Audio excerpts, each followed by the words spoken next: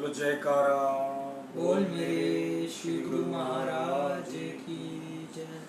गुरु ब्रह्मा गुरु विष्णु गुरु साक्षात परमेश्वर गुरु पारब्रह्म स्वामी गुरुदेव महेश्वर। त्वमेव माता च पिता त्वमेव त्वमेव बंधु च सखा त्वमेव त्वमेव विद्या च तृण त्वमेव मम देव देवो वंदो चरण सरोज गुरु मंगलाकार। जय सेवक न रोत है भव सागर से पार। गुरु जी के सिमरन मात्र से नाशक विघ्न अनंत। तासे सब परम में त्याग है। आप प्रकटे जगत में जीव का निस्तार में। शब्द ना बनाए सुंदर जीव का कोतार में। नम्रता और दीनता से भेंट से दूर लीजिए। मैं हूँ शरणागत तुम्हारे। जयकारा बोल मेरे श्री गुरु महाराज की जय। आज 16 अगस्त 2020 वार रविवार हम अमृतवाणी सेवा ट्रस्ट एवं श्री हरिहर सत्संग मंडल की तरफ से अपना दैनिक सत्संग आप लोग के सामने प्रस्तुत करते हैं। बोलो जयकारा बोल मेरे श्री गुरु महाराज।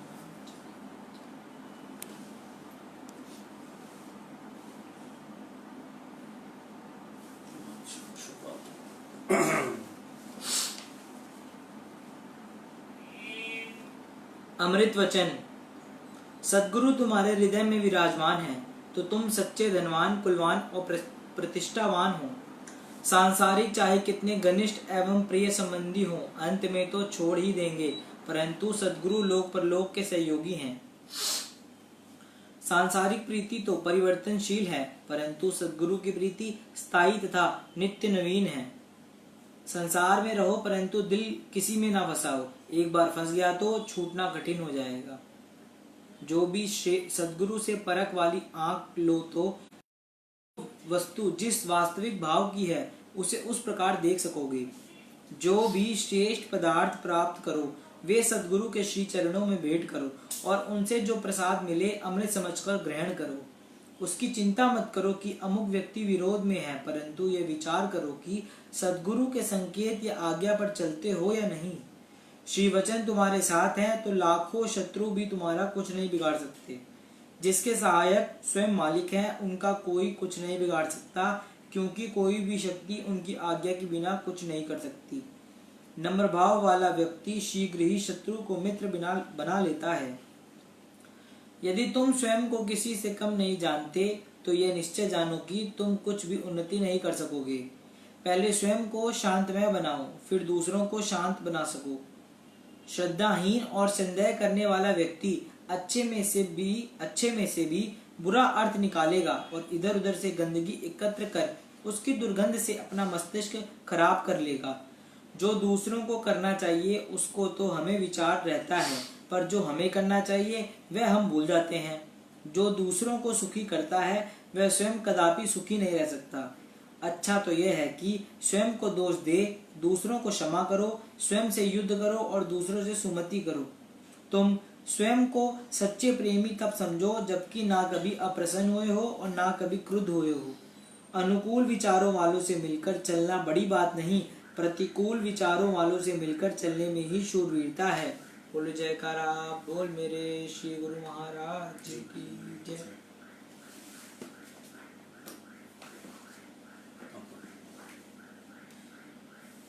सत्संग। महाकाल आए हैं सो जाएंगे, राजा रंग फकीर। एक सिंहासन चढ़ी चले, एक बांधे जात जंजीर। अर्थात इस संसार में जो भी आया है एक दिन सबने जाना ही जाना है, लेकिन जाने जाने में अंतर है। जिन्होंने इस जन्म में मालिक की भक्ति में अपना समय दिया होता है, संत सत्पुरुषों की पावन सेवा व उनके बताए हुए नाम व शब्द के अभ्यास में सुरती को लगाया होता है, ऐसी संस्कारी आत्माएं मृत्युपरांत भगवान के द्वारा भेजे गए दिव्य विमानों पर चढ़कर मालिक के धाम में जाती हैं। इसके विपरीत जिन अज्ञानी जीवों ने अपने समय को इंद्रियों के सुखों में और मन की इच्छाओं की पूर्ति में लगाया होता है, कभी भूलकर परमार्थ के कार्यों में अथवा संतों की संगति में अपना दिल नहीं लगाया, ऐसे जीवों को यमदूत मृत्यु के बाद जंजीरों में बांधकर खींचते हुए ले जाते हैं। यद्यपि देखने में यह अंतर सिंहासन व जंजीर किसी को नहीं भासता, क्योंकि शरीर तो मनमुख व गुरुमुख दोनों ही छोड़ते हैं, लेकिन उनमें जो अंतर पाया जाता है वह इस प्रमाण द्वारा पाठकों को समझाया जाता है। जैसे बिल्ली अपने बच्चे को कहीं ले जाना चाहे तो बड़े आराम से उसे मुंह में पकड़कर एक स्थान से दूसरे स्थान पर ले जाती है। बिल्ली के बच्चे के लिए उसके दांत कपास की न्यायी कोमल और सुखदायी होते हैं, लेकिन वही बिल्ली जब चूहे को देखती है तो उसके देखते ही वह उस पर एक ही झपट से दांतों में पकड़ उसके प्राण हर लेती है, और चूहा भी बिल्ली की शक्ल को देखते ही कांप उठता है। तुलसीकृत रामायण के उत्तराखंड में भरत जी के पूछने पर भगवान श्री रामचंद्र जी इस प्रकार उत्तर देते हैं। करही मोहवश नर अगनाना, स्वार्थ परलोक नशाना, काल रूप में तीन कह ब्राता, शुभ अरु अशुभ कर्म फल दाता, अस विचार जे परम सयाने, भजी मोई संस्कृति दुख जाने।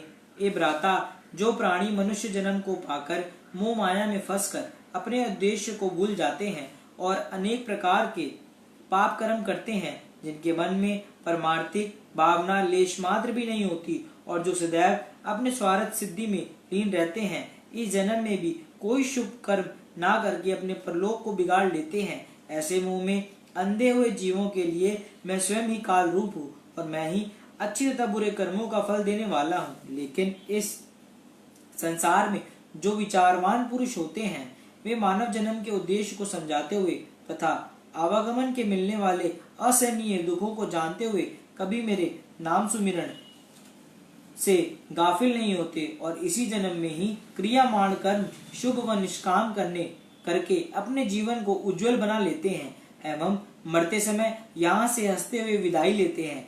ऐसी जगी हुई आत्माएं उसी कराल काल के लिए बिल्ली के मुंह में बच्चों के समान है, अर्थात इन्हें शरीर से प्राणों के जाते समय मृत्यु के कष्ट नहीं बासते, बल्कि वे स्वतंत्र रहते हैं, जबकि संसारी व मनमुखों के लिए वही काल दुखदायी बन जाता है।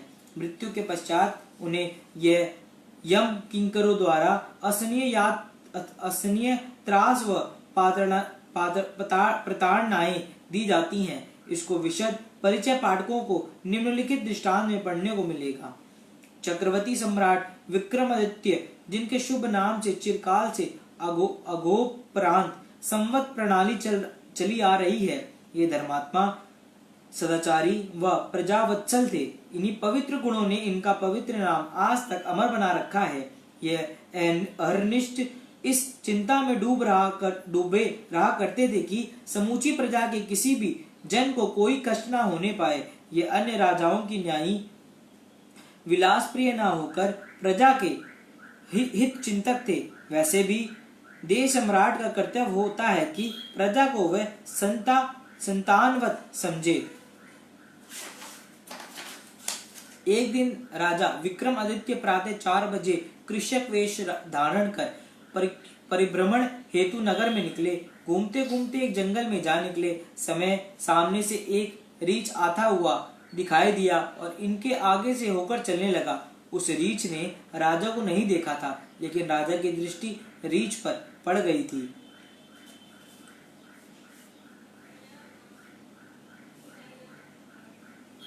उस रीछ ने राजा को नहीं देखा था, लेकिन राजा की दृष्टि रीछ पर पड़ गई। वह रीछ के पीछे हो लिए। थोड़ी दूर आगे चलकर क्या देखते हैं कि वह कुछ आगे चलने के पश्चात मिट्टी में लोटपोट होने लगा और तत्काल ही एक 20 वर्षीय नव युवती बनकर निकट ही एक कुएं पर जा बैठी। यह निराला कौतुक देखकर राजा विक्रमादित्य ठिठक से गए। इतने में ही कुएं पर 2 सिपाही आए। वो दोनों भाई नौकरी से छुट्टी पाकर घर को जा रहे थे। जब वे युवती के निकट से होकर निकले तब उससे तरुणी ने बड़े भाई से पूछा, आपके पास खाने का कुछ पदार्थ है? बड़ा भाई, जी नहीं। इस पर युवती ने कटाक्ष मारते हुए कहा, मुझे बड़ी भूख लगी है। उसके पुनः आग्रह करने पर बड़ा भाई उसके हाव भाव पर मुग्ध हो गया और कहने लगा, यदि आप कहें तो निकटवर्ती गांव से खाने को कुछ ले आऊं। युवती, आपको इतना कष्ट दूं? बड़ा भाई चूंकि उस पर मोहित हो चुका था, अतः प्रसन्नता पूर्वक उत्साहित होकर कहने लगा, आपके लिए कैसा कष्ट? युवती, अच्छा तो फिर ले आओ। उसके कहने पर बड़ा भाई समीपवर्ती गांव की ओर चला गया। बड़े भाई के चले जाने पर युवती छोटे भाई को निकट बुलाकर कहने लगी, मैं तुम्हें चाहती हूँ। इस पर छोटे भाई ने बड़े आदर से कहा, मेरे प्रति आप ऐसी अनुचित बात कहने का कष्ट मत कीजिए, क्योंकि आपने मेरे बड़े भाई के साथ संकेत में वचन कर लिया है, इसलिए आप अब मेरे लिए भावज्य तुल्य हैं। युक्ति, तुम बड़े नादान प्रतीत होते हो। छोटा भाई, क्यों? युक्ति, अच्छा तो बताओ तुम्हारे बड़े भाई की उम्र कितनी है? छोटा भाई, 25 वर्ष। युक्ति, और तुम्हारी? छोटा भाई, 35। युक्ति, अच्छा तो फिर मेरी उम्र? छोटा भाई, आप ही जाने। छोटा भाई, बड़े भाई की उम्र 50 थी, छोटे भाई की 35। युक्ति, अच्छा तो फिर मेरी उम्र? छोटा भाई, आप ही जाने। युक्ति, मेरी भी अपनी बुद्धि से कुछ बताओ। छोटा भाई, होगी कोई 20 साल की। युक्ति, अब तुम ही बताओ कि 20 वर्षीय 35 वर्ष के युवक के वरेगी या 50 साल के बूढ़े को? यह सुन छोटा भाई निरुत्तर हो गया। तब युक्ति ने कहा, मैं जैसे कहूं तुम वैसा करो, अर्थात शीघ्र ही मेरे साथ यहाँ से भाग चलो। छोटा भाई, नहीं, ऐसा हरगिज ना होगा, क्योंकि आप मेरी माता के समान हैं। युक्ति, यदि तुम मेरा कहना ना मानोगे तो मारे जाओगे। छोटा भाई, चाहे कुछ भी हो, मुझे इसकी परवाह नहीं। उसके इनकार करने पर इसने त्रिया चरित्र का जो अभिनय प्रस्तुत किया वह पाठकों को रोमांचित किए बिना ना रहेगा। जिस प्रकार पूरन भक्त की सौतेली माँ नोनादे ने को भवन में जाकर अपना रुद्र रूप बना लिया था, वही स्थिति उस युक्ति ने भी इस समय तक क्षण बना ली, अर्थात अपने बाल खोल दिए, जहां तहां से कुछ वस्त्र फाड़ लिए और आंचल से मुंह ढककर लगी जोर जोर से रोने। इतने बड़ा भाई खाद्य सामग्री लेकर वहां आ पहुंचा और युक्ति की ओर बढ़ाते हुए बोला, ये लो, खाओ और अपनी भूख शांत करो। वह ढाई मारती हुई बोली, भोजन को डाल दो कुएं में और तुम भी पड़ो कुएं में। वह अति विस्मित हो पूछने लगा, ऐसा क्यों, क्या बात है? तब युक्ति ने छोटे भाई पर लाछन लगाते हुए अनुचित बातें की, जिसे सुन बड़ा भाई आग बबूला हो उठा। क्यों भाई, ऐसी हरकत? छोटा भाई, भाई साहब वह असत्य बोलती है। बड़ा भाई हूँ तो तू सच्चा है और ये झूठी? छोटा भाई, भाई साहब मैंने कुछ भी नहीं किया। बड़ा भाई, और यह बिना कारण ही रोती है, ऐसा मैं कैसे मान लूं? छोटा भाई, मैं क्या जानूं भ्राता जी। इस पर बड़े भाई ने आपे से बाहर होकर छोटे भाई को अशब्द कहे। तब छोटे भाई ने नम्रता से कहा, देखो भाई साहब, गाली ना दो, गाली में विष बसता है। आवत गारी एक है, उल्टत होए अनेक, कह कबीर ना उल्टिए तो रहे एक की एक। यह सुन बड़ा भाई रोष से भर गया और उसने म्यान से तलवार निकाल ली। छोटा भाई यद्यपि था सभ्य सुशील, परंतु वह भी बड़े भाई को देखकर क्रोध से लाल पीला हो गया। उसने देखा कि बेकसूर होने पर बड़ा भाई एक बदचलन और अजनबी औरत के बहकावे में पड़कर मुझे धर्म भ्रष्ट समझ रहा है। अस्तु उसने भी तलवार संभाली, दोनों ने पैंतरे बदले और तलवारें चलने लगी। थोड़ी देर में दोनों धराशायी होकर सदा के लिए सो गए। यह देख युक्ति हंसी और मिट्टी में लोटपोट होकर तत्क्षण एक बड़े सांप के रूप में परिवर्तित हो गई। सर्प आगे को रेंगने लगा। यह अचंबा देखकर राजा विक्रम आदित्य ने सोचा कि इसकी पूर्ण कारगुजारी देखनी चाहिए। थोड़ा आगे चलने पर एक नदी आई, जिसमें एक बड़ी नाव जो काफी संख्या में आदमियों को लादे हुए जल की तरंगों को चीरती हुई चली जा रही थी। जब वह नाव बीच धारा में पहुंची तो सांप नदी में कूद पड़ा और तैरता हुआ तत्काल ही नाव के पास जा पहुंचा। शेर, सुअर और सांप पानी की धार काटकर पानी में सीधा तैरते हैं। इस सांप ने नाव के पास पहुंचते ही उछाली भरी और नाव में जा गिरा। सर्प को देखते ही नाव में बैठे लोग सहम गए और भय के कारण सांप से हटकर एक ओर खड़े हो गए। पल के पल में सभी व्यक्ति नाव के एक किनारे हो गए। एक और सारावार होने से नाव उलट गई, जिससे सभी व्यक्ति नदी की भेंट हो गए। अब वह सांप नदी से बाहर आया और लगा मिट्टी में लौटने। सम्राट ने सोचा, अजीब तरह की लीला है, यह कुछ समझ नहीं आती। अब की बार वह वृद्ध ज्योतिषी बन बैठा। सफेद दाढ़ी, ललाट पर लंबा तिलक, हाथ में पन्ना, पैरों में पादुका। सम्राट ने दौड़कर उनके पांव पकड़ लिए। यह देख ज्योतिषी ने हैरानी से पूछा, तुम कौन हो? सम्राट, मैं एक राजा हूँ। ज्योतिषी, तुम क्या चाहते हो? सम्राट, मैं आज प्रातः से, जबकि आप रीछ के रूप में थे, आपके पीछे पीछे चला आ रहा हूँ। उसके बाद आप युक्ति बने, फिर सांप भिन्न भिन्न रूप धारण करके आपने जो जो कर्म किए वे सब मैंने अपनी आंखों से देखे हैं, और जब चौथे रूप में आप मेरे सामने हैं। ज्योतिषी, अच्छा तो तुम क्या पूछना चाहते हो? सम्राट, बस यही कि आप कौन हैं। ज्योतिषी, तुम व्यर्थ इस झंझट में ना पड़ो और ना अपना रास्ता नापो। सम्राट, नहीं महाराज, जब तक आपका पूरा परिचय ज्ञात ना कर लूंगा तब तक एक डग भी आगे ना धरूंगा। यद्यपि ज्योतिषी ने अपना परिचय देने से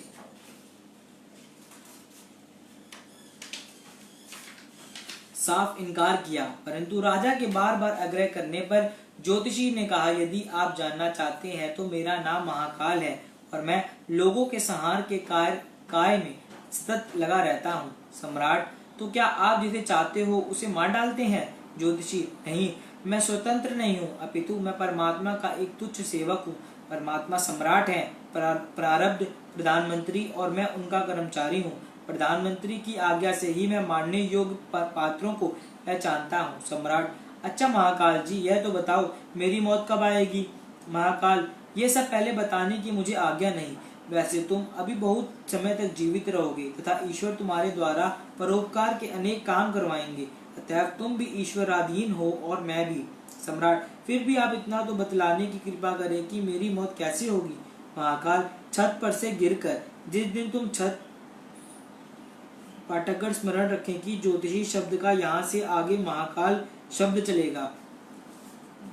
जिस दिन तुम छत पर से रपट जाओगे उस समय समझ लेना कि काल का बुलावा आ गया। सम्राट, अब आप किस जीव की घात में हैं? महाकाल, ये तुम्हारे अधिकार से बाहर का प्रश्न है। सम्राट, आपने रीछ बनकर क्या किया था? महाकाल, एक व्यक्ति की वृक्ष पर से गिरकर मृत्यु होनी थी तो इसलिए मैं उसे पेड़ पर से गिराने के लिए रीछ बना और उसे वृक्ष से गिराकर चेतना शून्य कर दिया। सम्राट, आप विभिन्न प्रकार के रूप क्यों धारण करते हो? महाकाल, जिस व्यक्ति की जिस रूप में मौत लिखी होती है उसको मैं उसी बहाने से रूप बदल कर जाने से मार देता हूँ। जैसे कहावत भी है, हीला रिजक बहाने मौत। सम्राट, तो इसका अभिप्राय क्या ये है कि आपके कराल हाथों से कोई जीव भी नहीं बच सकता? महाकाल, बच क्यों नहीं सकते? जो भाग्यवान जीव संसार में मानव जन्म लेने के उद्देश्य को समझकर सांसारिक मोह बंधन में नहीं बनते और पूर्ण संत सत्पुरुषों की पावन शरण गति ग्रहण कर एवं उनसे नाम उपदेश ले उनके पद चिन्हों पर चलते हैं, मन वचन कर्म द्वारा निश्चल प्रेम भक्ति में अपने मन को रंग कर उनकी आज्ञा पालन में तत्पर रहते हैं, ऐसे प्रभु प्रेमियों के समक्ष मेरी एक भी नहीं चलती। उनके तो निकट जाने से मैं थर थर कांपता हूँ। जैसे बिल्ली अपने बच्चों को अपने मुंह से सुरक्षित रखकर एक स्थान से दूसरे स्थान तक पहुंचा आती है, वैसे ही उन प्रभु प्रेमियों के लिए दयावान रूप धारण कर मैं ही हर प्रकार से सुरक्षित कर सुख पूर्वक उन्हें मालिक के धाम पहुंचा आता हूँ। जैसा कि इन पंक्तियों से स्पष्ट है, कोई कोई जोगी बच गया पार ब्रह्मा की ओट, चलती चक्की काल की पड़ी सब पर चोट। अर्थात जो जीव मालिक के समक्ष किए गए वादे को बुलाकर अहर्निश अस्थायी पदार्थों व संबंधियों के मोह पास से जकड़े रहते हैं, कभी बोलकर भी ईश्वर रूप संत सत्पुरुषों की सेवा व आवाभगत नहीं करते और इच्छाओं के अधीन हो, भजन अभ्यास में वृत्ति को नहीं लगाते, जिनके कदम जीवन में कभी सत्संग की ओर नहीं बढ़ते, ऐसे मंदभागी जीवों को अपने मुंह का ग्रास बनाने हेतु मैं दिन रात सतर्क रहता हूँ। सम्राट, आश्चर्यमयी मुद्रा बनकर कृपया आप अब मुझे ये बतलाने का कष्ट करें कि क्या करने से मौत के समय यम किंकरों द्वारा दी गई प्रताड़नाएं सहन नहीं करनी पड़ती? महाकाल, यह तो मैं पहले ही आपको बता चुका हूँ कि शरीर द्वारा कोई भी मेरे प्रहार से नहीं बच सकता, लेकिन अंतर केवल इतना होता है कि जिनके कर्म उत्तम व श्रेष्ठ होते हैं, जिन लोगों ने संत महात्माओं के सत्संग में जाकर ज्ञान की प्राप्ति की होती है, जो अपने मन की चित्त वृत्ति को स्त्री पुत्र के मुंह ममता में नहीं लगाते, जो मन में धन का प्यार ना रखकर अपने धन का दान पुण्य एवं उपकार के कार्यों में लगाते हैं, जो मनुष्य अपने इष्ट देव सद्गुरु द्वारा प्रदत्त सच्चे नाम की कमाई करके भक्ति रूपी सच्चे धन को संचित करते हैं और अपने शरीर को नाशवान व क्षणभंगुर समझकर उसमें आसक्ति नहीं रखते, ऐसे ज्ञानी जन मरते समय दुख नहीं होते। इतना सदुपदेश देने के पश्चात महाकाल ने कहा, अच्छा तो अब मैं चलता हूँ। सम्राट, मैं आपको प्रणाम करता हूँ तथा आपने अपने विषय में जो मुझे पूर्व परिचय दिया है उसके लिए मैं आपका अतिशय धन्यवाद करता हूँ। आपके संयोग से मुझे बहुत कुछ ज्ञान प्राप्त हो गया है। तदुपरांत महाकाल ने वहां से विदाई ली और राजा विक्रमादित्य अपने महल में लौट आए। तात्पर्य, मौत दुखदाई नहीं है। अगर लोग कहते हैं कि मौत हमारे लिए दुखदाई है, बहुत भयानक है, ऐसा समझना उनकी भारी भूल है। विचार करने से ज्ञात होता है कि मौत हमारी जिंदगी का मुकुट है। जैसे बिना मुकुट या ताज के राजा शोभा नहीं पाता, वैसे ही मौत के बगैर हमारी शोभा कहाँ। अगर मौत ना होती तो लोग अपने शरीर से उगता जाते। धार्मिक वृत्ति के पुरुषों के लिए मौत से ज्यादा मधुर और कौन सा शब्द है। सुकरात, यूनान के प्रसिद्ध विद्वान का कहना है, मौत आत्मा के शरीर रूपी जेल से छुटकारा दिलाती है। इस जिंदगी में हमारे सब अच्छे व पवित्र विचार चिंता करने और विषय वासनाओं के चिंतन करने में नष्ट हो जाते हैं। वे पुरुष ही बुद्धिमान हैं जिन्होंने मरते दम तक अपने आप को चिंता और विषय वासनाओं से बचाया है। मौत के बाद हमारी आत्मा इस गोश्त पोस्ट की बेड़ियों के कट जाने से आजाद हो जाती है। बड़े बड़े महात्माओं ने खुले दिल से मौत की प्रशंसा की है। बड़ी मेहनत से उन्होंने ये ज्ञान हासिल किया है। तब हम इनके विचारों से क्यों ना लाभ उठाएं। मगर मौत का ख्याल धर्मात्मा पुरुष के लिए जितना आनंददायक है, एक गुनाहगार आदमी के लिए उतना ही दुखदाई है, क्योंकि इनकी जिंदगी भर के पुण्य पाप का फल इन्हें मौत के बाद ही मिलना है। एक महात्मा कहते हैं, जब मौत अटल है तब हम खुशी के साथ इसे गले क्यों न लगाएं। क्यों ना मौत का स्वागत का राग हम इस तरह गाएं। प्यारी मौत, आओ तुम मुझे हर वक्त चलने को तैयार पाओगी। जिंदगी भर अच्छे अच्छे कर्म करते करते मुझे तू जब चाहे उठा ले जा। प्यारी मौत, तू मेरी सच्ची माता है। तू ही मुझे अपनी गोद में लेकर भगवान के अर्पण करेगी। ये बात सभी जानते हैं कि इंसानी जिंदगी तो कर्तव्य पालन करने के लिए ही मिली है।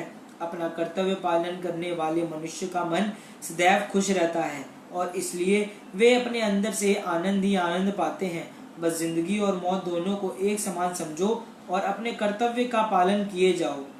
अच्छे कर्म करने से ही जीवन में सच्चा सुख मिलता है। मौत के भय से भलाई का काम करो। अगर घबराओ नहीं, घबराने से काम नहीं चलेगा। जिंदगी के अंतिम श्वासों तक काम करो और मन से ईश्वर को सच्ची साथी और रक्षक समझ लो। बस बेड़ा पार है और यही सबसे उत्तम ज्ञान है। बोलो जयकारा बोल मेरे गुरु महाराज की जय। आपने ये राजा विक्रमादित्य की जो कथा सुनी, जिंदगी एक सफर है सुहाना, कल क्या होगा किसने जाना। एक गाना है, मौत आएगी आएगी एक दिन, जान जानी है जाएगी एक दिन, ऐसी बातों से क्या घबराना।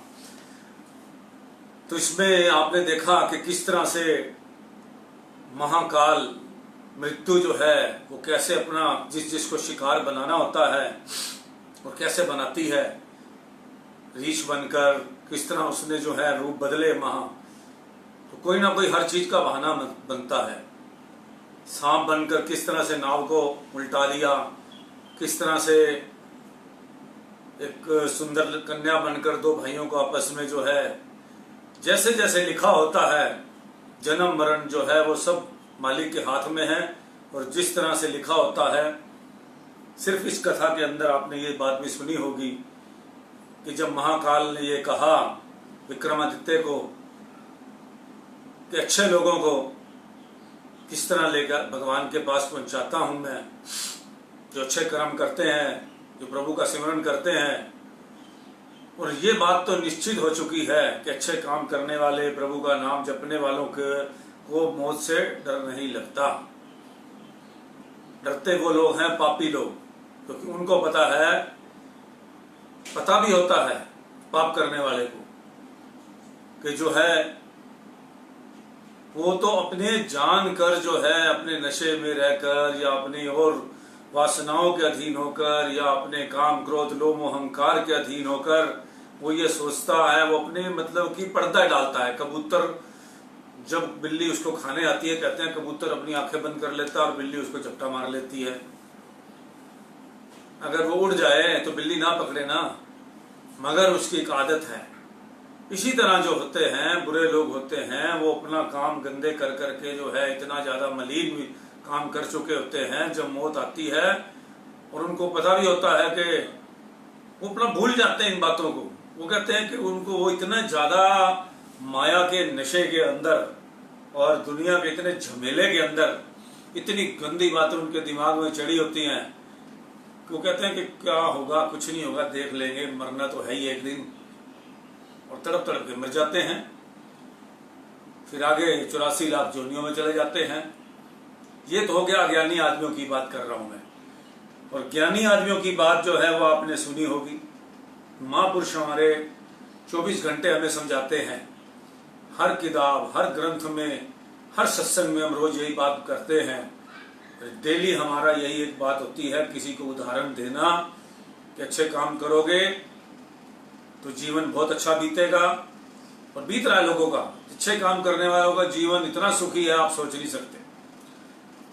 और जो है बुरे काम करने वालों के आदमी का तो 24 घंटे डर, भय, एक तो संसार के जो गंदे काम किए हैं उससे डर, एक अपनी आत्मा से डर, क्योंकि अंदर पता है कि ये मैंने गलत काम किए हैं, चाहे वो पुलिस नहीं पकड़ती या उसको दंड नहीं मिलता, 24 घंटे वो अपनी एक गिल्टी के अंदर जिंदा रहता है, जो अपनी अपने जो है जिम्मेदारियां नहीं समझता, अपने परिवार को सुख नहीं देता, अपने माँ बाप को सुख नहीं देता। कई मैंने परिवार के बड़े ऐसे लोगों को देखा है जो अपने बच्चे हैं, बच्चे हो गए, शादियां हो गई, बच्चे हो गए, मगर काम नहीं करते, उनका दिल ही नहीं करता, और नशे में रहते हैं, डेली शाम को पीनी है, बच्चे भूखे मर रहे हैं, और जो है लेकिन उनको दारू चाहिए।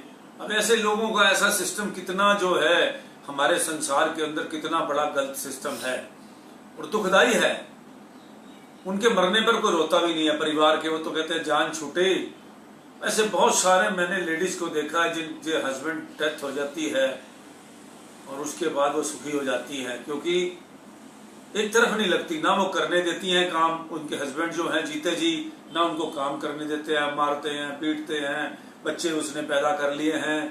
ऐसे कितने हमारे इंडिया के अंदर कितनी बड़ी तादाद है ऐसे लोगों की, जो आदमी शादी कर लेता है, अपनी जिम्मेवारी नहीं समझता, उसके बाद फिर गंदे काम करता है, फिर गलत संगत में होता है, उसके बच्चे हो जाते हैं, बच्चे होने के बाद कितनी मुश्किल से उसकी संघर्ष के बाद उन बच्चों की वो पढ़ाई कराते हैं अपनी, उसकी माँ जो है, उसके बाद उस आदमी के अंत हमने देखे ऐसी कितनी कथाएं हैं। क्या आपने चारों तरफ आप उदाहरण देखिए दुनिया में, कहीं भी किसी चीज का उदाहरण ढूंढने की जरूरत नहीं है, चारों तरफ हमारे जहां हम रहते हैं, थोड़ा आगे पीछे चलोगे तो आपको ऐसा सब कुछ मिलेगा। क्या पैसे वालों को जो है सुखी रहते हैं? पैसे वाले, बहुत पैसे वाले हैं, बड़े दुखी हैं। क्यों दुखी हैं? क्योंकि अब भक्ति, पैसे में अगर शांति होती और पैसे में अगर जो है सुख मिलते, पैसा अगर आपके पास आ गया, चलो जी मान ली बात, पैसा है, कमाई आ रही है, और भगवान की तरफ आपका ध्यान नहीं है, तो आपका रूटीन क्या होगा सारा दिन का? और जिनके पास पैसा नहीं है और उसका भगवान की तरफ ध्यान है, या पैसे वाला है और उसका भगवान की तरफ ध्यान है, तो तीन तरह की कैटेगरी हैं। और तीनों में देखिए आप क्या होता है। बहुत पैसे वाला क्या करता है सारा दिन? अपने शरीर को वो भौतिक सुखों में, पहले तो वो मसाज कराने, सवेरे उठेगा, बड़ा लेट उठेगा, चाय पिएगा, वो जी करेगा, फिर उसके बाद कोई नहाएगा लेट में, 2 बार तो फ्रेश होने ही जाएगा, 3 बार, क्योंकि जो लेट उठने वाले होते हैं उनको दिक्कत आ चुकी होती है पेट की, सारा रूटीन पेट का, शरीर का खराब हो जाता है। मैं नहीं कहता, डॉक्टर कहते हैं, पूछ सकते हैं आप उनको। जो लेट उठने वाले हैं सबके पेट ठीक नहीं होते, क्योंकि उनका रूटीन खराब हो जाता है। कई लोग जो हैं 2-2 बार सिगरेट पिएंगे, फिर उसके बाद फ्रेश होने जाएंगे। मैं उन लोगों की बात कर रहा हूं जिनको मैं 24 घंटे देखता हूं, जिनको चारों तरफ देखता हूं। हर आदमी की मैं पूरे दिन की लाइफ पूछता हूं कि आप सवेरे उठे उसके बाद करते क्या है, और मैं उन लोगों की बात बताता हूं आपको, जिन्होंने सवेरे ना नृत्य करना है, ना नेम करना है, ना कुछ करना है। कोई माँ कहेगी तो, या वाइफ ने कहा जरा मथा टेकते हुए चले जाओ, या वो अपने चले गए, या ऑफिस में जाके कोई फोटो टांग रखी है उसके आगे 2 मिनट हाथ जोड़ दिए, उसके बाद सारा दिन झूठ सच की दुनिया, और उसके बाद जो है व्यवहार भी झूठा, सब कुछ झूठा। जो दिखते हैं बड़े शरीफ, क्योंकि वो छुपे रहते हैं, ऐसा होता है। तो इस तरह करके जो है सारा दिन उसके फिर वो क्या मिलेगा आप बताइए।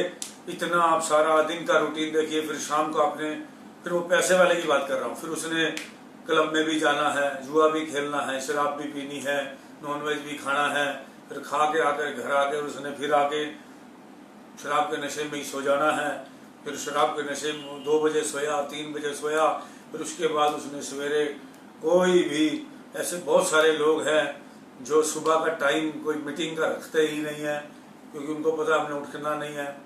तो उनकी दोपहर से तो शाम को 3-4 बजे तो उनका लाइफस्टाइल शुरू होता है। बताइए क्या जीवन है, बताइए बीमारी का है।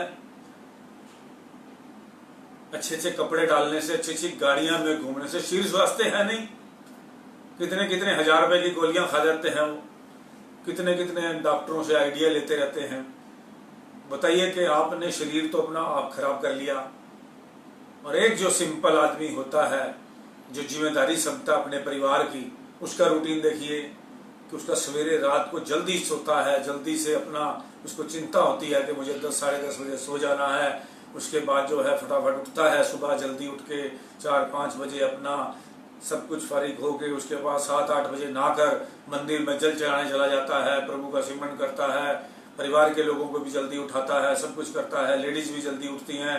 पूरा परिवार का रूटीन देखिए कैसे चेंज होता है। और उसके बाद सारा दिन उनका बेचारे का मेहनत में गुजरता है, मेहनत मजदूरी करके अपने बच्चों को पढ़ाता है, लिखाता है, सारे काम करता है। ये भी एक तबका है।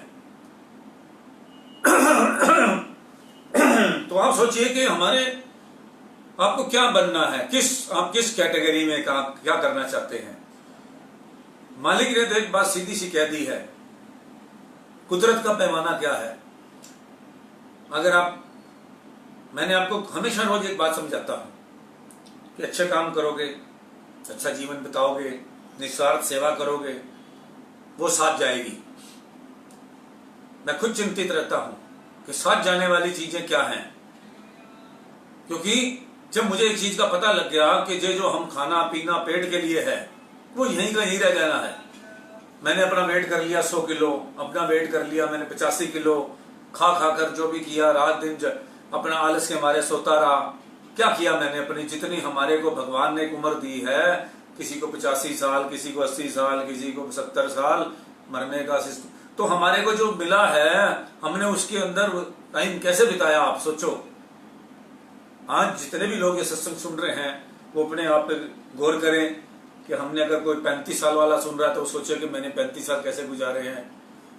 अब एक बच्चे हैं वो तो पढ़ाई लिखाई की, उसके बाद उन्होंने जो है आगे नौकरी शुरू कर दी। अब आगे जो है वो अपना जरूर कुछ ना कुछ मालिक के निमित्त काम करे, अपना दान करे, धर्म करे। अपना जो है आने वाला टाइम अभी बहुत मुश्किलों भरा है, मैं आपको ये सच बता रहा हूं। हम भी कहीं ना कहीं सभी जगह डिस्कस करते रहते हैं, सब जगह पूछते रहते हैं। भक्तों के लिए कोई बुरा नहीं है, जो मालिक के भक्त हैं, जो हमारे मालिक के अपना जो सिमरन करने वाले हैं, जो 5 नियम पूरे करने वाले हैं। मैं अपने गुरुमुखों की बात करता हूं, अगर वो सब कुछ पूरा कर रहे हैं उनके लिए कोई समय खराब नहीं है। लेकिन जो है जो काम नहीं करेंगे, आलस के वाले रहेंगे, अपने आप को परफेक्ट नहीं रखेंगे ना, तो ये जिंदगी उनकी भी बेकार है, उनकी ये जिंदगी भी बेकार है और अगली भी वो बेकार ही कर रहे हैं। सारा दिन चुगलखोरी, घाटे, उनके लिए परिवार पैसे उठाएगा उधारे, उनको बड़ी दुनिया जो है अपने परिवार के बच्चों को सुधारने की कोशिश करती रहती है, मगर उन बच्चों ने कभी सुधरने की कसम खा रखी होती है कि हम नहीं सुधरेंगे। फिर कौन सुधारता है उनको? नेचर फिर क्या करती है उनके साथ। ये अस्पतालों में जितने लोग पड़े हैं देख ही रहे हैं आप, जब संसार भगवान का काम नहीं करोगे तो फिर क्या करोगे? फिर ये जो बीमार हो जाओगे, पड़े रहोगे, अस्पतालों में जाओगे, डॉक्टरों को देखोगे। काम न करने वालों को जो है, जो शरीर को बहुत आराम देते हैं, उनको मेरे हिसाब से जो शरीर को सबसे ज्यादा आराम देते हैं, सबसे ज्यादा शुगर की प्रॉब्लम उनको होती है। ज्यादा सोने वाले को शुगर की प्रॉब्लम ज्यादा होती है। जो काम नहीं करेगा उनका इंसुलिन कैसे बनेगा? शरीर खाए, जो आदमी खाया और बेड पे ही सोया रहा, वो आदमी 300-400 कदम नहीं चलता, कोई योग नहीं करना, कोई अभ्यास नहीं करना, कोई कुछ नहीं करना, खाया और सोया। आपको पता है कि जब आप खाते हैं रात को लेट खाते हैं तो आपकी यहाँ पे जो है खाना जो है अनपचा खाना जो है ये खाने की नलियों में जमा हो रहता है और वो नीचे नहीं होता, और उससे आपको जो है एसिडिटी की प्रॉब्लम हो जाती है और एसिडिटी से जख्म बन जाते हैं इस नली में। फिर उसके बाद आप मेडिसिन लेने लग जाते हो, फिर सभी गैस की गोली खाने लग जाते हैं, फिर उससे जख्म हो जाते हैं, फिर गैस बनती है मल्टीपल। एक गैस्ट्रिक प्रॉब्लम से कितने लोग गलतफहमी में जो है हार्ट का पेशेंट समझ के अस्पताल चले जाते हैं। अगर आप गंदे चक्कर में फंस गए, गंदे चक्कर में अपने रूटीन गंदा बना लिया आपने, तो आप फंस गए समझो। बहुत दुनिया को देख लिया, किस किस की हिस्ट्री सुना दूं मैं आपको। जो आदमी एक बार गंदे सिस्टम में फंस गया उसका जो है कोई भी भगवान भी उसका जो है सारा नहीं बनते। हिम्मते मर्द और मदद खुदा, ये भगवान क्लियर कहते हैं कि जो अपने लिए जो हिम्मत ही नहीं करता भगवान उसकी मदद बिल्कुल नहीं करते। भगवान ने इसीलिए जो है सब प्रारब्ध भी बनाई है, सब कुछ बनाई है, लेकिन एक बात समझ लो, मिलेगा आपको मेहनत से ही। काम नहीं करोगे, करना तो पड़ेगा काम, आपको मेहनत तो करनी पड़ेगी आपको। अब किसी ने एक कहानी पूछी, एक बार लिखी थी कि 2 चाबियां होती हैं लॉकर की, जो आपकी किस्मत की 2 चाबियां होती हैं। एक बैंक मैनेजर के पास होती है, जो आप लॉकर खोलने जाते हैं, एक चाबी तो अपनी लगाते हैं और एक चाबी वो लगाता है। तो आप जो ले जाते हो वो मेहनत की चाबी है, और जो किस्मत की चाबी है, आपके प्रारब्ध की चाबी, वो मैनेजर के हाथ में होती है। 2 चाबियां लगने के बाद ही आपके जो है कर्मों का आपको मेहनत करनी ही पड़ेगी, और प्रारब्ध आपको तभी जो है आपको उपलब्ध होगी। जो मेहनत नहीं करते क्या हो बन जाते हैं लास्ट में। जो आलसी लोग होते हैं उनकी क्या लाइफ है, आप देखिए क्या लाइफ है। वो बोझ हैं, धरती पर भी बोझ है, परिवार पर भी बोझ है। मैं कहता हूं बच्चे को पहले हमेशा कमाना सिखाओ, फिर वो खर्चना सीखे। जिसने पहले खर्चना सीख लिया और कमाना बाद में सीखा, बड़ा मुश्किल काम है। खर्चना पहले कमाना सिखाओ बच्चों को, फिर उसके बाद खर्चना सिखाओ, तभी जो है इंसान को जो है उसको शौक पैदा होगा पैसे कमाने का। ये तो होगी कमाई दूसरे ढंग की, संसारिक बात कर रहा हूं आपको। और धार्मिक बात यह है कि संस्कार नहीं दोगे तो कमाई गलत तरफ से ले जाएगी, वो दान पुण्य इधर उधर नहीं लगेगी, वो फिर अयाशी में चली जाएगी, फिर जीवन भी खत्म है।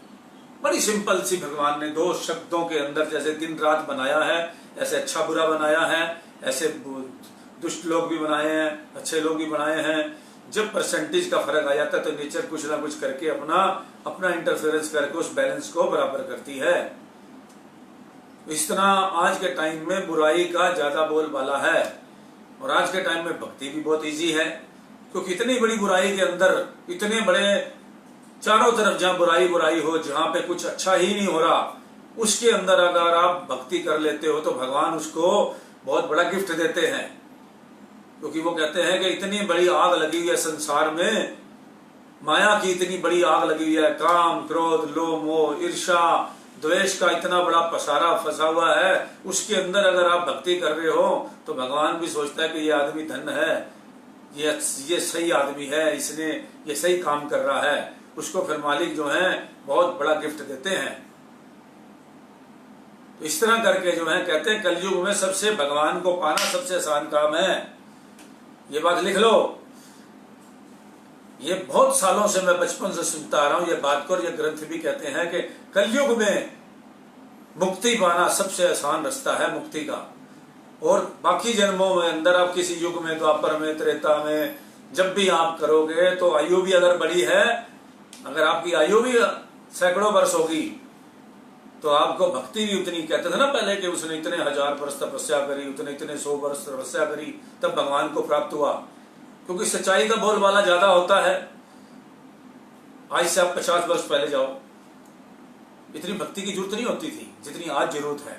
क्योंकि नेचुरली बात है, हमारे पास खाने के सिस्टम भी सारे बढ़िया थे, हमारे पास भक्ति करने का नेचुरली बात है कि हम शांति में रहते थे और अच्छा सोचते थे। और अच्छा सोचने से क्या होता था, अच्छे विचार बनते थे, अच्छे संस्कार बनते थे, हर आदमी अच्छी बातें करता था।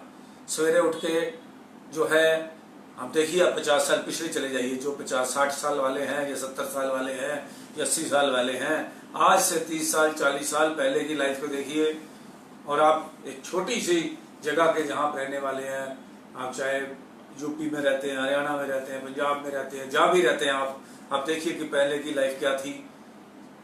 चींटियों को आटा डालना सवेरे उठ के, कोई ना कोई सत्य कर्म जरूर किया जाता था। हर काम में सत्य कर्म था, और हर चीज जो खाते थे वो मेडिसिन थी। फ्रूट खाते थे, बच्चे फ्रूट खाते थे, ये जंक फूड नहीं खाते थे। आज से 30 साल पहले चले जाइए, जंक फूड मिलता भी नहीं था कई जगह पे, दिल्ली के अलावा या बड़े शहरों के अलावा। तो मैं आपको 28 साल पहले की एक बात बताता हूं। किसी को पहले बार उसने चाउमीन देखे, मैंने पहली बार वो देखे थे, जो रशियन और क्या होते हैं, जो ऊपर मैदा को उबाल के बनाते हैं, जो आजकल मोमोस का नाम मैंने पहले इस बार सुना 88 में शायद।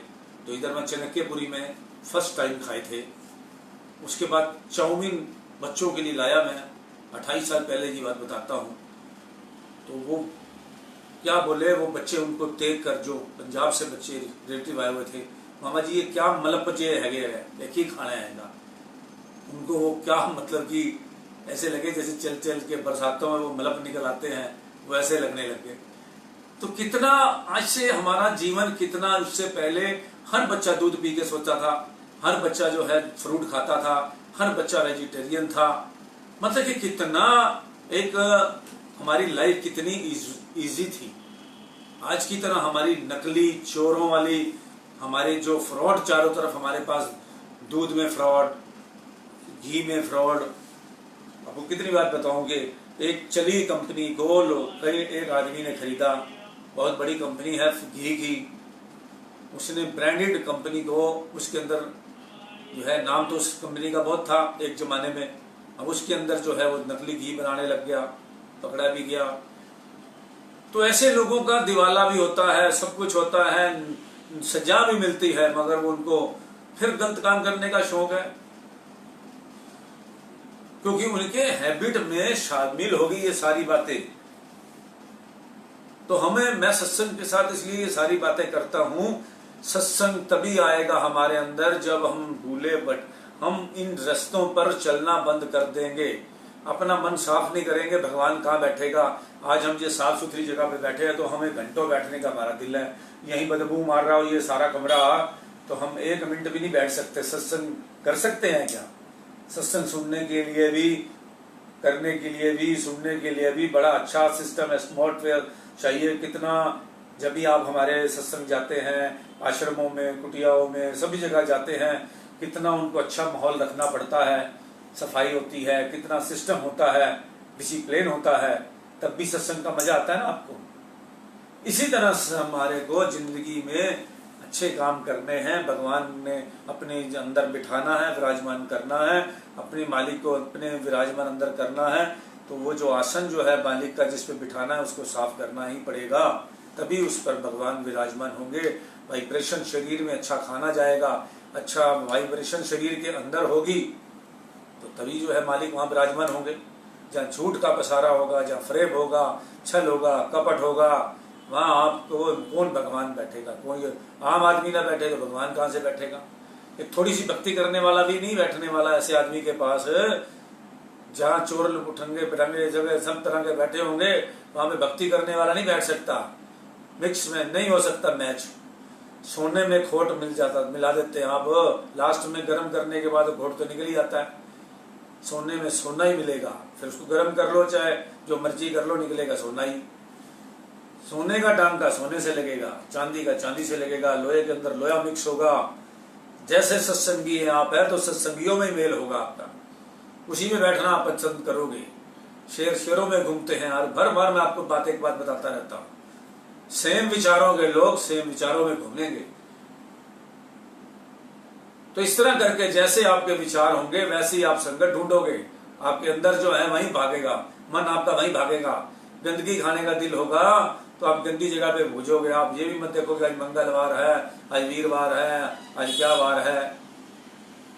वो तो फिर जिसको शौक आ गया उसने खाना है तो खाना है, जिसको जहां मुंह मारना है, जिसके अंदर जैसे विचार हैं।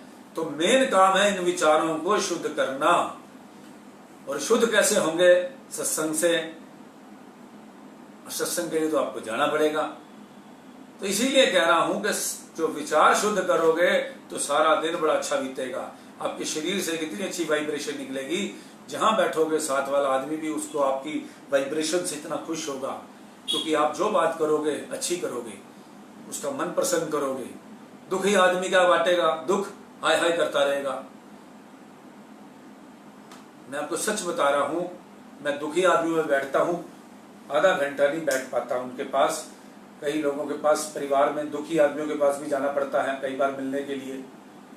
वो क्या करते हैं, अगर दुखी है इतने दुख सुनाएंगे, आधे घंटे में दिमाग चट जाएगा। उसके बाद घर आकर मेडिटेशन करना पड़ेगा, अपने आप को अच्छी वाइब्रेशन में लाना पड़ेगा, तब जाके हम अपने आप को उस सिस्टम से बाहर निकालेंगे। थोड़ी देर भगवान का नाम जपेंगे, प्रभु के मंदिर में बैठेंगे, क्योंकि हम वो उसकी जो टोकरी उठा के ले आए दुखों की अपने घर पे, वो तो कहाँ जो है वहीं छोड़ के नहीं चिपक जाती आदमी के साथ में। कोई आदमी दुख सुनाई जाएगा, आपको लगेगा कि इसको इतना दुख है नहीं जितना सुना रहा है। अगर दुख है, किसी को शारीरिक कष्ट है, वो उस डॉक्टर के पास जाए, किसी को दूसरा दुख है दूसरे के पास जाए। आज के टाइम में लोग जो है मन से ज्यादा दुखी हैं। मन दुखी है, मन से बीमार है, तन ऑटोमेटिकल बीमार हो जाएगा आपका, क्योंकि तन भी बीमार हो जाएगा। अभी आप मन को ठीक कर लो, जिसका मन खराब है अभी आप मन को ठीक करो, तन के रोग ठीक हो जाएंगे। लिख लो इस बात को। अभी सत्संग करो, अभी आरती पूजा करो। अभी आपको मेरा तो यही है, ढोलकी चिमटे जहां बज रहे हो वहां चले जाओ, जहां सत्संग हो रहा हो, गुरुद्वारे जाओ, बानी सुनो, सारे रोग दूर हो जाएंगे। जब आपके मन सुख हो, खुश खुशी आएगी, आत्मा को मिलेगी खुराक और आत्मा हो जाएगी खुश, और उसके बाद हो जाओगे आपके दुख दूर हो जाएंगे, शरीर की दर्दें भी ठीक हो जाएगी। तो इसीलिए मालिक ने नाम जपने के लिए हमारे को ये साधन दिए हैं। ये शरीर हमारा जो है वो दिया है, रथ है, इसके अंदर जो यही एक शरीर है जिसको आपको बताया देवी देवता भी तरसते हैं शरीर को पाने के लिए, क्योंकि इस शरीर से ही मुक्ति होनी है। हम भी कोशिश कर रहे हैं, आप भी कोशिश करो। जो मैंने बताया है आप भी उस चीज को अमल करो, मैं भी करूंगा और कर रहे हैं। आज हम 4 महीने से, पहले भी भगवान का नाम लेते थे, सब कुछ करते थे। तो अब जो है आपको एक कथा सुनाता हूं, सिकंदर बादशाह और अमृत कुंड। कहते हैं एक बार सिकंदर बादशाह के पास एक महात्मा आए। सिकंदर ने उनकी बड़ी सेवा की, महात्मा प्रसन्न हुए, बोले हे सिकंदर कुछ मांग। सिकंदर बादशाह के दिल में हमेशा ही दुनिया पर हुकूमत करने की हवस रहती थी, और वह हवस भी ऐसी थी कि मैं सदा जीता रहूं, मौत कभी आए ही नहीं, और इस संसार पर मेरा ही राज्य बना रहे। सिकंदर बोला महाराज ऐसी कृपा कीजिए जिससे मेरा शरीर अमर हो जाए और इस दुनिया की हुकूमत सदा मेरे हाथ में रहे। महात्मा बोले सिकंदर शरीर बिसरने वाली चीज है, मतलब कि जाने वाली चीज है, यह एक दिन अवश्य बिनसेगा, और इस दुनिया की हुकूमत भी कभी एक के हाथ में नहीं रही और न रह सकती है। यहाँ पर अनेक आए और मेरी मेरी करते चले गए, मृत्यु किसी का लिहाज नहीं करती। यह शरीर मिट्टी का पुतला है, आखिर इसमें एक दिन मिट्टी में मिल जाना है। आपको इस तरफ से ध्यान हटाकर मालिक की भक्ति, मुक्ति तथा परलोक के सुधार के रास्ते पर चलना चाहिए। और इसीलिए संतों की सहायता मांगनी चाहिए। जो इच्छा तुम्हारे अंदर लगी हुई है वह कभी पूरी नहीं होगी। क्यों नहीं अपने कल्याण की कोई वस्तु मांग लेता। जिस समय मनुष्य के दिमाग पर दुनिया की हवस का भूत सवार हो जाता है उस समय उसे कुछ नहीं सूझता नहीं। यद्यपि महात्मा ने उसके भले के लिए बहुत समझाया, परंतु सिकंदर के दिल पर उसके उपदेश का कुछ भी असर नहीं हुआ। जब इतनी मैल चढ़ी होगी, उसके अंदर इतना भावना भरी हुई है, तो महात्मा जी की बात ना समझ आनी है। कहने लगा महाराज जो कुछ भी मैं चाहता हूँ वही दे दीजिए, वरना दूसरी कोई बात मैं सुनता नहीं। ऐसे आज के टाइम में बड़े लोग हैं। महात्मा बोले अच्छा फिर ऐसा करो, दूर दराज एक स्थान पर एक अमृत कुंड है जिसमें हर समय अमृत बहता रहता है। यदि एक बार आप उस अमृत को पी लोगे तो अवश्य अमर हो जाओगे, परंतु वहां तक पहुंचना बड़ा कठिन है, क्योंकि मार्ग में अनेक पहाड़, जंगल और नदियां पड़ती हैं, जिससे निकलकर जाना किसी का काम नहीं। सिकंदर अमर हो जाने के लालच में बहुत कुछ खजाना और अपनी फौज तथा दूसरा कई प्रकार का सामान लेकर चल पड़ा। नदियां, पहाड़, भयानक जंगलों को चीरता हुआ उस अमृत कुंड पर जा पहुंचा। जो कुछ महात्मा जी ने बताया था वह ज्यों का त्यों दिखाई दिया। अमृत के कुंड से अमृत निकल कर बह रहा था। वहां कोई आदमी नहीं। कुंड के किनारे पर बैठकर दोनों हाथों में अमृत भरकर पीने ही लगा था कि अचानक वहां पर एक वृक्ष से तड़पता हुआ पक्षी गिरा। वह अति दुखी था और चींची करता हुआ तड़प रहा था। अमृत पीने से पहले सिकंदर की उस पर दृष्टि पड़ी। पंछी बोला, है सिकंदर, इसको मत पीना, इसके पीने से तुम्हारी दशा भी मेरी तरह हो जाएगी, क्योंकि मैंने भी एक दिन इस अमृत को चोंच भरकर पी लिया था, जिसने अब मेरी ये दशा हो गई है। मैं ना मरता हूँ ना ही जीने के काबिल हूँ, शरीर से पीड़ित हूँ और हर समय दुखी होकर तड़पता रहता हूँ। यदि आप भी इसे पी लोगे तो आपकी दशा भी मेरी तरह हो जाएगी। पंछी की यह बात सुनकर सिकंदर डर गया और चुल्लू में भरा हुआ अमृत नीचे गिरा दिया और आप खाली का खाली जैसे पहले था वैसे ही वापिस लौट आया। वापिस आने पर महात्मा जी ने पूछा, क्यों सिकंदर, अमृत पी आए हो? तब सिकंदर ने घबराहट के साथ उत्तर दिया, महाराज, मैं अमृत कुंड पर पहुंच भी गया था, लेकिन मैंने अमृत पीने वाले एक दुखी पंछी जो कि तड़प रहा था देखा तो मैं भी डर गया था कि मेरी भी हालत होगी जैसे इसकी है, तो मैंने हाथ से लिया हुआ अमृत वहीं छोड़ दिया। महात्मा बोले, अरे बदबख्त सिकंदर, तू भूल गया, अगर तू वह चुल्लू भर अमृत पी लेता तो अवश्य अमर हो जाता, परंतु तुझे उस पक्षी ने गुमराह कर दिया। वह पक्षी क्या था? वह शैतान था, जिसका काम ही लोगों को गुमराह करना है। तुम भी उसके पीछे लगकर गुमराह हो गए। बड़े कष्टों को पार करके जिस अमृत कुंड पर आप गए थे, शैतान ने वह अमृत आपको पीने ना दिया और खाली हाथ लौट आए। तब अब हम क्या कहें? सिकंदर यह सुनकर बड़ा पछताया, परंतु वो पछतावे होवत क्या है। संत कहते हैं ऐसे ही मनुष्य का भी हाल है। ना जाने कितनी टेढ़ी योनियों में भटकते तथा टकरे खाने के पश्चात हमको ये हीरा जन्म मिला था। उचित यह था कि इस जन्म में सत्संग में जाकर गुरु के शब्दों के अभ्यास का अमृत पान करता और अमर हो जाता। यह मनुष्य जन्म भी अमृत कुंड का एक किनारा है, जहां पर पहुंच पाने के लिए इसमें अनेक कष्ट उठाए हैं। जब वह समय आन पहुंचा तो इसको शैतान रूपी मन ने गुमराह कर दिया और कीमती समय को व्यर्थ खो दिया। यह वक्त भी एक नदी का बहाव है, जो पानी की तरह एक बार हाथ से निकल गया वह दोबारा नहीं लौट सकता। देखो कितनी शानदार बात कही है कि उस पंछी की बात सिकंदर ने मान ली, महात्मा जी जो थे उनके शुभ चिंतक थे उसकी नहीं मानी। और इसी तरह हमारे मालिक हमें बार बार कहते हैं कि मनुष्य जन्म मिला है, इस जन्म में मुक्ति मिल जाएगी, और यह नाम रूपी अमृत जो दिया है हमें, इसको पी लो। इस शरीर से सेवा सिमरन सत्संग कर लो तो जन्म मरण के चक्कर से मुक्त हो जाओगे। अब ये हमारे हाथ में है कि हम इधर चलते हैं या उधर चलते हैं। तो इसलिए जो है ये भटकना बंद कर दो। सारे सत्संग का मतलब यही है कि भटकना बंद कर दो, और ये जो है इस तरह जो है अपना जो है इस तरफ ध्यान लगा लो तो मालिक के जो आपके जिस तरह से है ये अमृत रूपी जो है पी लो, जिसको देवी देवता भी तरसते हैं शरीर के लिए। तो इसी तरह जो है हमें अपना जो हमारे को मालिक ने जो है हमारे को दिया है नाम सिमरन दिया है, उसका हमने जो है कलयुग के अंदर एक ही बात है जो गुरु नानक जी ने भी लिखा, कलयुग केवल नाम बधारा, सिमर सिमर नर उतरे पारा। नाम के अलावा, और इस नाम के अंदर है पूरा ग्रंथ भरा पड़ा है। ये देख लीजिए कि नाम नहीं जपोगे कुछ नहीं होगा।